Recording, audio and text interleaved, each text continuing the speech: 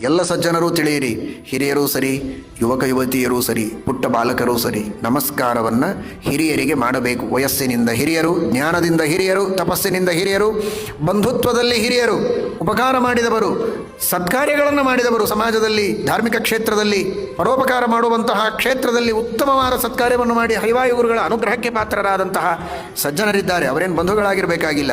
ಮನು ಹೇಳಿದಂತೆ ವಿದ್ಯೆ ವಿತ್ತಂ, ಉತ್ತಮವಾದ ನ್ಯಾಯದಿಂದ ಸಂಪಾದನೆ ಮಾಡಿದ ಹಣ, ಬಂಧುತ್ವ, ವಯಸ್ಸು, ಸತ್ಕರ್ಮಗಳು, ಎಲ್ಲದಕ್ಕೂ ಕೊನೆಯಲ್ಲಿ ವಿದ್ಯೆ ಉತ್ತರೋತ್ತರ ಸ್ಥಾನದಲ್ಲಿ ಔನ್ನತ್ಯ ಇದೆ.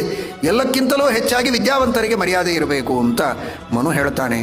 ಆ ದೃಷ್ಟಿಯಲ್ಲಿ ಎಲ್ಲರಿಗೆ ನಮಸ್ಕಾರ ಮಾಡಬೇಕು. ನಮಸ್ಕಾರವನ್ನು ಮಾಡಿದರೆ, ಆಶೀರ್ವಾದವನ್ನು ಪಡೆದುಕೊಂಡ್ರೆ ಅದರಲ್ಲಿರುವಂತಹ ಶಕ್ತಿ, ಅವನ ವಿದ್ಯೆಯ ಮಾರ್ಗದಲ್ಲಿರುವ ಶಿಕ್ಷಣವನ್ನು ಪಡೆಯುವ ವಿದ್ಯಾರ್ಥಿಯೇ ಆಗಿರಬಹುದು, ಉದ್ಯೋಗವನ್ನು ಮಾಡುವ ವ್ಯಕ್ತಿಯೇ ಆಗಿರಬಹುದು, ನಿವೃತ್ತ ಜೀವನದಲ್ಲಿದ್ದವನೇ ಆಗಿರಬಹುದು, ಯಾವ ಅವಸ್ಥೆಯಲ್ಲಿ ಯಾರಿಗೆ ಏನು ಬೇಕೋ ಆ ಸೌಭಾಗ್ಯವನ್ನು ಕೊಡುವ ಮಹಾಶಕ್ತಿ ಅದು ನಮಸ್ಕಾರದಲ್ಲಿದೆ.